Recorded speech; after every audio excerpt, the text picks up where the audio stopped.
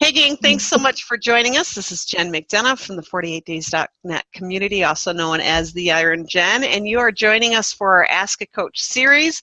And we are excited tonight to have Nisla Love on the line with us. Nisla is a mom, a wife, a sister, a friend, and a marriage coach. Her goal is to help you have a better marriage, rebuild trust in your marriage, establish a stronger foundation, and gain the love and success in your marriage you desire. She does this by providing people with experience of being married for 19 years and her professional insight on self-development, effective communication, and the ability to regain and build trust with your spouse. Marriage is one of the greatest unions that God has created and ordained with His blessing. She is passionate to serve individuals on how to establish a new foundation in their marriage and lives by showing them how to reconnect with one another for a better marriage through prayer, forgiveness, and God's grace. She is a coach, motivational speaker, and author because she wanted to share her experiences of her 19 years of marriage and what she learned along the way from other married women, that God's promises is true for marriage. And Nisla is talking about learn how happiness will impact your business. Nisla, thanks so much for joining us tonight. Thank you for having me. It's a pleasure. Yeah, well, we are excited to dive into the topic tonight. A lot of us at the 48days.net community are, some of us are in transition, maybe from job to job. Others of us are transitioning in from going from our day jobs into our dream jobs. Maybe that's a business setting or whatever that is, our own business setting. And others of us maybe have a business on the side in addition to our jobs. And so as we look at that, Nisla, tell us how happiness has anything to do with our business. Oh, it does tremendously to be happy for your business. If you don't have happiness, you don't have a passion, you don't have drive, you can feel yourself just going and drifting. Just like Michael Hyatt always say, drifting. You get to the point where you're not being productive, and then also too, it's like a triple effect, and people get impacted by that also. Have you worked with someone that has come to you and said, I can't imagine that many people go, I'm coming to Nisla because I know that happiness is going to affect my business. What do they usually come to you for, and how do you help them see that? I mean, sometimes it's hard to see that you're not happy. Okay, so people, first it starts off, they come to say, oh, something is not right with my marriage. And then as you dig in a little bit deeper, it could be something about what's their purpose and what they enjoy out of life. I give you an example. I had a client where he came and said, his marriage wasn't working out, it wasn't effective communication. So after digging and digging, we resolved that he wasn't happy at work. So he was taking it out of his family, his children, and his coworkers. He didn't realize that with him not being happy, that he made such a negative ripple effect. Did he even realize that I bet it was, sometimes again, you can't see what everybody else can see. How did you kind of help him discover that? And was it kind of a shock to him to find out, oh, it's really me, it's not everybody else? Right. So we did some exercise like role playing, and he'll say something and I had him repeat it, and he got to hear it loudly. And then I asked him, like, why? Why did you say that? How did you feel? What made you feel that? So, just keep digging and digging. And then he realized it was something that was embedded in him from his childhood, from something he experienced at, the mundane, that you're just going to go to work. Most people feel like you just got to get a job. You finish college, just get a job. Just get a job. Don't worry about if it's going to be happy, just to pay the bills. So that was something that he had established from little. And so he got a job. He was just going from what his father had his job, had the same job. And so he had that same job. And so he felt like, okay, I got to have this. And there's nothing turning back. And he wasn't happy at it. And he didn't know how to express himself to his wife. So what would you say are some signs that are common for people that may not know that happiness is kind of a key, kind of a thing to their downfall in their business, say, as an example? What would be some things for people to look out for? If they're not happy? Okay, for one thing, if you have like a, like if you get up in the morning and you have this pit, like this bad pit in your stomach, like you cringe or you stress out, you don't want to be there, or you're just going through the motions, and at the same time, you're just doing just enough just to pass. You're not excited about doing a proposal or doing your job, and then you just find yourself complaining. People don't realize complaining takes more energy than just to be happy. That's true. So what would be some key things for people to kind of keep yourself within the guidelines of being happy? Is it kind of reaching out to those true blues and saying, hey, or giving your true blues permission to speak into your life? You're really being a whiner, or what are some things that kind of help people stay on track? I mean, it's hard to be vulnerable and ask people that you are close with to be honest sometimes about, people don't want to hurt your feelings, or you have to be willing to be open and be real with yourself. That's the key point right there. Because you could go to someone that you're close with and they might not want to hurt your feelings and say, oh no, you're fine. You want to find somebody who's going to be true and blunt to you and speak the truth to you. And then at the same time, if you're not getting, like for instance, my client, he wanted to get promoted. He kept getting passed and passed over, and he didn't know why he didn't get promoted. So he kept going to everybody, you're doing fine, you're doing fine. But it got to the point where he said, okay, everybody's just being nice to me, and I'm not getting the true answer. So he reached the block.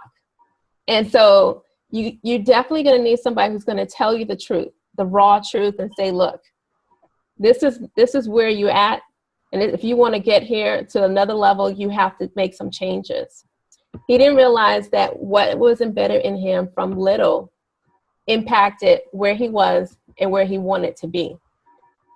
So some signs, you mentioned in his example, he was getting passed over for promotions. What are some other signs that people can look out for that it's not necessarily other people's problems? It could be right, just your problem.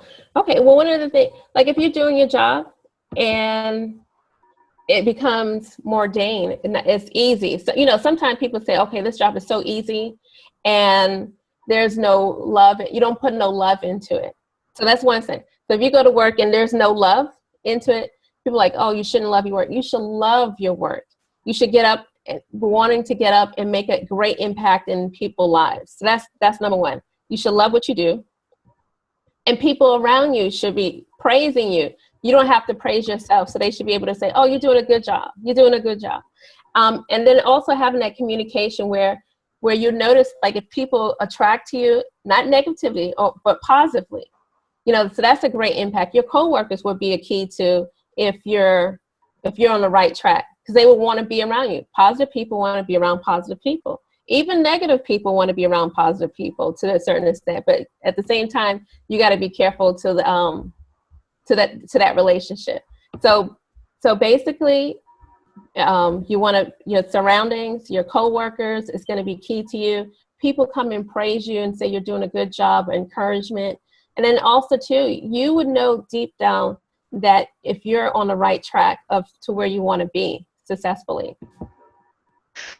Nisla, there may be some people listening to this replay and rolling their eyes at the whole, what do you mean love my work? I mean, for some people that is uncomprehendable. It's kind of like this is a new thing for them. I mean, I'm asking on their behalf. I know the answer, but are there really people who really love their work? Is that possible type of thing? Isn't it? I mean, for some people, that's really hard to imagine. Yes, it is possible to love your work. I mean, me personally, I was in a situation where I had a job where I loved what I did. I love helping and serving people. But at the same time, the environment was toxic. It wasn't a good fit. I mean, I love helping people. I love serving. So, I mean, that became natural. And then that's to the point where the environment, my coworkers weren't, were very toxic. They weren't friendly. They weren't supported. So those are the two things there also too. Having the ability to have that, you want to be able to go to work and it feels like home. You want to be able to go to work where you're having that supportive relationship. You want to be able to grow. You want to be able to have that ability so where if you do wrong, because we all make mistakes, but it's done out of love and out of respect. Keith made a great comment in our chat section. He said, work is love made visible, and if you cannot work with love but only with distaste, it is better that you should leave your work and sit at the gate of the temple and take, is it alms of those who work with joy? From, I can't say his name, Keith, Kahil Gibran from the Prophet. That is awesome. Thank you for sharing. So Nisla, what would you say are some tips to really helping people find happiness? If you could walk us through kind of what the process is. Well, for one thing, happiness is a choice. You have to choose to be happy, regardless of the circumstances that go away. It could be life going on, and then also too, the environment, if you just focus on the negativity, you won't enjoy life. So you have to choose to be happy. It might sound very simple, but you have to get up and say, you know what, regardless of the situation, I can't control it. You have to choose to be happy. So happiness is a choice. So that's the first thing. It is a choice. And then one of the things that I always encourage people to have a journal, a gratitude journal. So you're able to experience and look at the little things or the big things in life. So it allows you to receive the blessings and allows you to see opportunity. And it gives you a different perspective of things. Because once you put yourself in that situation where you're more gratitude and more thankful out of things, you're able to see another view of things that you weren't able to do before. So first thing is, happiness is a choice. Appreciate the things around you. I encourage you to have a journal, a gratitude journal. Do it every day, 21 days, 10 days, something that you always have to continue to remind yourself, no matter what, I can't change the things around me, but I could change myself. And it starts with you. You are the change. So if you want change, it starts with you. Nice, thank you. What Keith notes, happiness is a choice. We can choose to be happy. Great thought. Thank you for sharing, Keith. Would you have maybe another point? We've got time to share. Yeah, sure. Okay, so we have happiness is a choice. You could do the journal. And then also too, I would encourage individuals to pay it forward. Pay it forward. So as you're able to see the little things, I always like to say that the eye of God gives us, that grace that we could see through him because you're able to see the big picture. You could look at a situation. I could give an example with my kids. I could tell them that they can't watch TV because I want you to read, because I want you to better yourself and read. So they don't see, they just say, okay, mommy just wants me not to watch TV. And I'm talking about my son who is 9. And he would say, no, she doesn't want me to watch TV. She's being mean. But at the same time, but if he's able to see, okay, if I don't watch TV, I could read and I would better myself. So then I could watch TV. See, that's being able to be gratitude. Never said you couldn't not watch TV, just you have to read first. So it's, just passing it forward, giving people the abilities, as you receive the blessing and able to see the beauty of everything, because there is beauty all around us. And then, so when you're able to see the beauty around us, you're able to pass it forward and be that domino effect so you could bless others. And it can even start as small as a smile. And that's free. Nice. So for your client that you had listed as an example, Nisla, was he able to kind of see it after a while? Did he get like these steps that you walked him through? Yes, he did. It was like an epiphany. Like he didn't realize that he was holding himself back. He didn't realize that he had the power to choose. Once you realize that you have the power to choose to be happy, there's no stopping it. Eventually he got promoted. He got promoted. So him and his wife is, doing good. So. Oh, so that had a ripple effect, not just on Yes. his work, but also Yes. poured into his mace. Oh, Yes. nice. So he got promoted, and then he was the manager over a department. So it's just like, as soon as he realized it was him and he had a choice, he was able to do the things that he wanted to do. Nice. Nisla, just out of curiosity, how long of a process for this particular person did it take? Was it overnight? Did it take years? No, it wasn't overnight. It did take like three to 4 months for him to do it, because when we first started, he felt like it's not me, it's everybody. So we had to break that wall down to realize that, okay, maybe it is you, and go a little deeper and find out, why are you thinking the way you do. So it took about 3 to 4 months.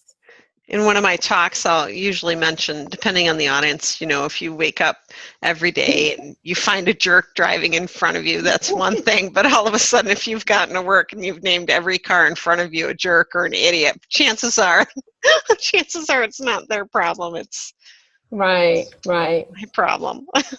Well, that is pretty inspiring to hear. I mean, really, when you look at the big picture, 3 or 4 months out of, what does the average person live, like 77.5 years or something like that. It's a pretty relatively short time. I bet that's pretty neat that he had that big of a ripple effect in 2 major areas in our life, which it probably rippled onto other areas, I would imagine, with maybe not him even noticing. Definitely. So huge.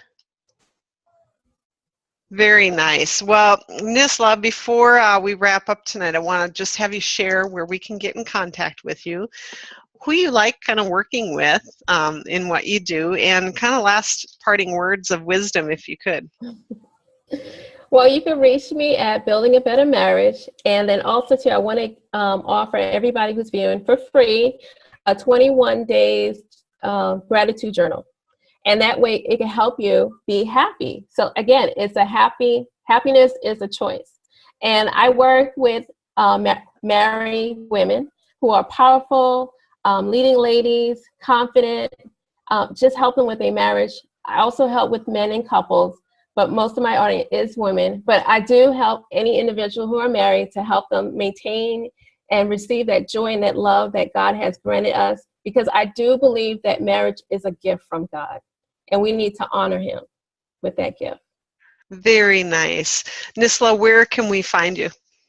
You can find me at buildingabettermarriage.com. Awesome. And where would we find your gratitude journal? At the website at Building a Better Marriage. You just go into the tabs on products and you just click onto it and it will download for you. Oh, very nice. Keith said he'll be writing in his gratitude journal tonight. Nice, Keith. All right. Awesome. Nisla, as we wrap up tonight, first off, I want to say thank you so much for joining us, and thank you for joining those who've joined us live and those who are watching the replay. Before we wrap up this session of our Ask a Coach series, what final parting words of wisdom would you have for those listening in? Remember that happiness is a choice. And that also, too, you are the change that you want. It starts with you. So happiness is a choice. And if you want to change in your life, it starts with you. And it can happen. Just take one step at a time. Nice. Love it. Well, gang, thank you so much for joining us. This has been a hoot. We look forward to serving you in our next 48 Days Ask a Coach session. If you want a copy of these replays, you can find them on Dan's video channel. Otherwise, you can go to 48days.net and look in our member blog area. If you are enjoying these series, please go ahead and share those with others. We would love that, and we appreciate your time. If you want to learn more about the 48days.net community, you can find us at 48days.net.com. I don't know if I said that. No, I didn't. 48days.net. It's a free membership where we are nearing 16,000 members. Yes. We would love to have you over there. If you are a spammer, please stay away. If you are a person looking to drive that purpose and passion forward, we would be thrilled and honored to have you over there. So with that, gang, we're going to wrap up this session. And again, thanks so much for joining us. Take care.